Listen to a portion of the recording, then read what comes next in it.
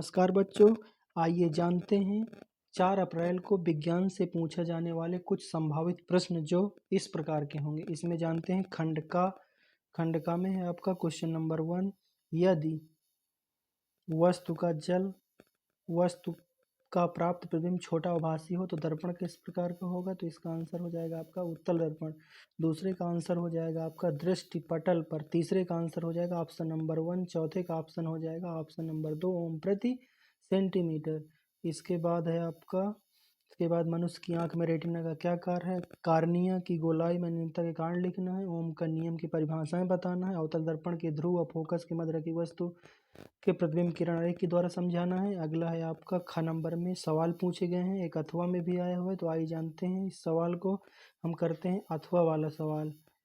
अथवे वाले में देखिए सूत्र होता है आपका वोल्ट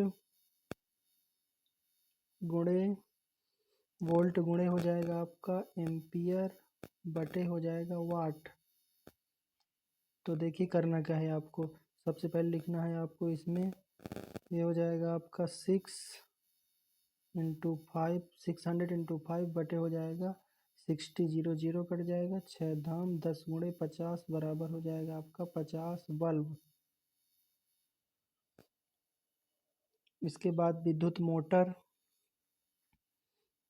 के सिद्धांत के बारे में लिखना है। अगला है आपका दिष्ट धारा जनित के बारे में। इसके बाद आइए खंड खा में क्वेश्चन। तो इसमें आपके बिलियन के बारे में पूछा जाता है। तो बिलियन जिसका पीएच मान 7 होगा उदासीन होता है, 7 से अधिक होगा तो हो जाएगा आपका क्षारीय हो जाएगा, और 7 से कम होगा तो हो जाएगा आपका अम्लीय हो जाएगा। इसके बाद तो इसका सही आंसर हो जाएगा ऑप्शन नंबर 1। दूसरे का ऑप्शन हो जाएगा, इसमें अमोनिया गैस निकलती है लास्ट में। तो जेट का मान पूछा है तो इसमें हो जाएगा आपका अमोनिया। अगला क्वेश्चन है आपका द्विकबंध किस में पाया जाता है? द्विकबंध पाया जाता है एथीन में, त्रिकबंध पाया जाता है एथाइन में, और सिंगल बॉन्ड पाया जाता है एल्केन में। अगला आयुपेसी नाम पूछा तो इसका हो जाएगा एथिल एथनोएट। दूसरा हो जाएगा आपका मेथॉक्सी एथेन हो जाएगा। भर्जन और निस्तापन में अंतर बताना है। प्रयोगशाला में इसकी जगह आप आवर्त का नियम लिख सकते थे। आवर्त नियम का मतलब हो जाएगा मेंडलीव का नियम, और आधुनिक आवर्त नियम आता है तो मोजले का नियम लिखना।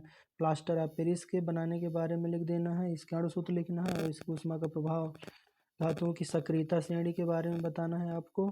अगला है आपका इस पर टिप्पणी लिखना है, क्रियात्मक समूह, सजातीय श्रेणी, एल्कीनोकोजेन का निष्क्रियण। इसके बाद है आपका खंड ग, ये आपका जीव विज्ञान से रिलेटिव है। जीव विज्ञान में तो इसमें आप देखते हैं क्वेश्चन नंबर 1। तो यह है वह योग्यतम की उत्तर जीवता सिद्धांत किसने दिया था? तो इसका हो जाएगा ऑप्शन नंबर सी।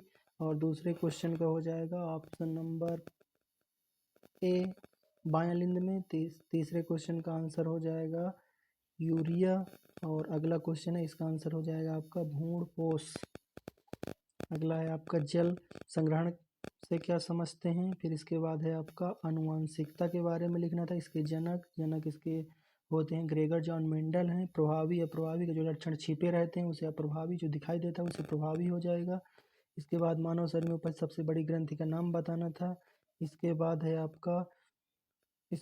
है निम्नलिखित में से कायिक जनन के किस प्रकार के बारे में बताना। मेंडल के प्रमुख नियमों की विशेषताएं बताना है।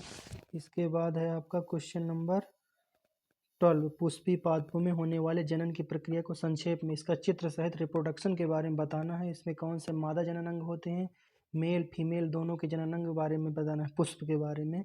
धन्यवाद।